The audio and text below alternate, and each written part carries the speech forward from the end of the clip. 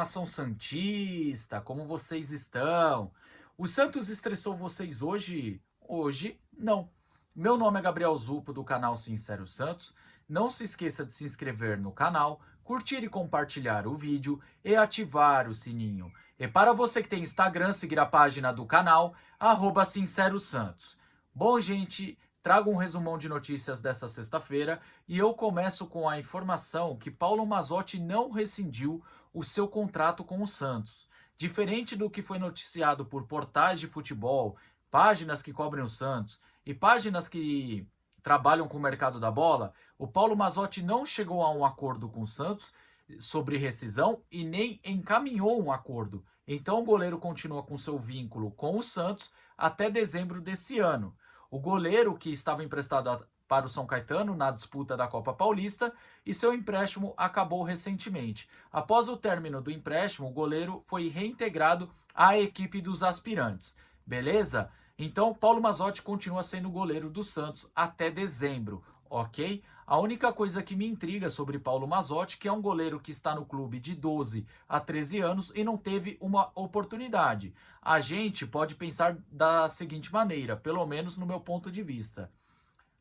O primeiro ponto de vista é em relação, se o goleiro é bom e ficou 12 anos no clube, por que não teve uma oportunidade? Agora, por que o goleiro ficou 12 anos e não teve nenhuma oportunidade? Ninguém conseguiu enxergar nesses 12 anos que o goleiro não tinha potencial para o Santos? Então fica uma história bem mal explicada. Então, se a gente analisar, a história do Paulo Mazzotti mostra uma falta de planejamento e de um projeto esportivo, porque não tinha o porquê você segurar um goleiro 12 anos se você acha que ele não tem potencial. E se ele tivesse potencial, por que não teve uma oportunidade? Essa história deveria ser esclarecida. Mas enfim, Paulo Mazzotti deve ter o seu contrato se encerrando em dezembro mesmo, e após o encerramento do contrato deve seguir carreira longe do Santos. Bom, agora falando em relação ao jogo de terça-feira contra o Ceará, Carille pode ter 3 reforços. O primeiro é o Tomás Rincon, que volta após servir seleção venezuelana, e na minha opinião, o Rincon será de extrema importância nessa reta final. Um jogador com uma experiência e boa qualidade técnica, e o Santos precisa desse tipo de jogador nesse tipo de competição, ainda mais nesse momento de pressão e decisão. O Tomás Rincon, para mim, faz uma temporada abaixo do esperado, mas eu ponho também um pouco de culpa no Carille, porque o Carille não utiliza o jogador com tanta frequência, coloca o jogador após 5, 6 rodadas, totalmente sem ritmo de jogo, e acaba atuando até de uma forma abaixo.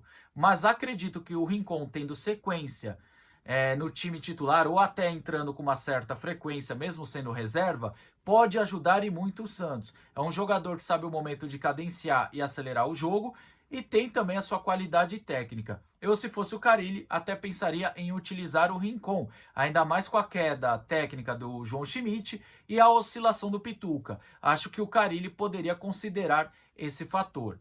Outro jogador que volta e deve reintegrar o elenco principal somente nesse sábado é o Miguelito, que volta após servir a seleção boliviana.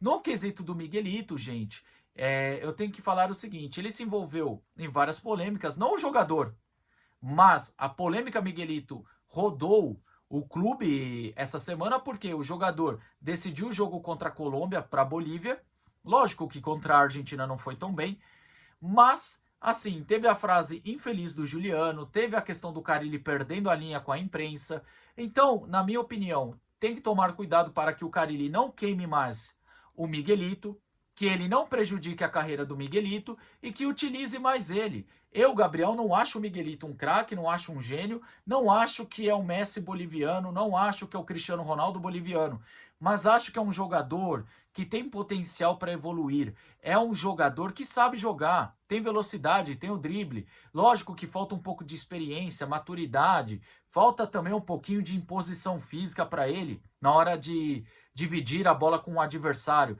Mas acredito que o Miguelito mereça mais minutagem, principalmente quando a gente analisa que Patrick recebeu uma boa minutagem, Serginho recebeu boa minutagem, Pedrinho, La Quintana, e se a gente juntar esses 4 jogadores, não dá a qualidade técnica do Miguelito. Por isso que eu defendo que ele ganhe mais minutagem. Repito, não é solução, mas merece mais minutos em campo, beleza? E o último reforço que o Carille deve ter na terça-feira é o goleiro Renan. O goleiro Renan que chegou e logo depois se lesionou, teve uma lesão na panturrilha, onde a princípio era uma lesão leve, acabou se tornando uma lesão moderada, mas agora Renan, segundo Wagner Frederico, pode estar à disposição no jogo de terça-feira.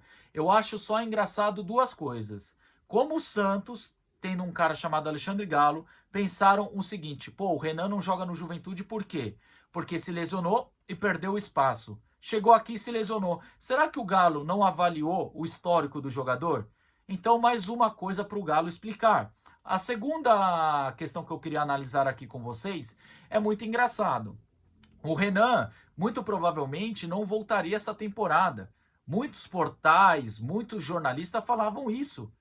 E é engraçado que após a oscilação do Brasão contra Goiás, Mirassol e Chapecoense, o Renan sarou. O DM curou o Renan de uma forma milagrosa. É engraçado que toda vez que o Santos entra em uma fase de turbulência, os jogadores se curam. O DM cura todo mundo. Mas enfim, sobre o Renan no banco, acredito que dá um pouco mais de segurança para o torcedor se caso tiver que tirar o Brasão nessa reta final ou ele fique suspenso porque ele tem 2 amarelos. O Santos pelo menos tem um goleiro um pouco mais experiente, um goleiro que sabe lidar com a competição. Então, dá um pouco mais de segurança para o torcedor, tá certo? Então, eu só fico com esses 2 questionamentos que eu trouxe agora aqui no vídeo. Agora, sobre a qualidade do Renan, eu já falei, é um reserva que ali para uma Série B vai ser útil na minha visão, só que numa Série A eu não renovaria e nem prolongaria o seu contrato. Acho que para uma Série A ele não teria uma qualidade necessária. A última informação que foi apurada pelo Diário no Peixe é que Rodrigo Ferreira não recebeu punição e nem suspensão do STJD. Rodrigo Ferreira poderia ser suspenso de 4 a 12 jogos após uma entrada violenta no jogo contra o Ceará. Só que o que acontece? O STJD não deu nenhuma punição e nenhuma suspensão. Segundo a defesa jurídica do Santos, ela se baseou sobre uma prescrição. O que seria isso, Gabriel? Parece que passou o tempo de uma punição mais severa, passou o tempo de Rodrigo Ferreira ser suspenso por questão daquela entrada violenta contra o Ceará. Então, por essa questão de prescrição, Rodrigo Ferreira está disponível para Fábio Carille no jogo de terça-feira contra o Ceará. Diferente dos outros 3 jogadores que serão, na teoria, reforços para Fábio Carille, Rodrigo Ferreira eu não enxergo da mesma maneira. Rodrigo Ferreira, para mim, é um jogador que, infelizmente, não entregou nada. Já era uma contratação duvidosa feita por Alexandre Galo. Inclusive, Galo tentou devolver o jogador para o Mirassol, que não aceitou. Então, Rodrigo Ferreira, para mim, não é reforço, ok? Mas fica aí a atualização da situação do jogador. O vídeo é esse aí, tamo junto, até a próxima e sempre Santos.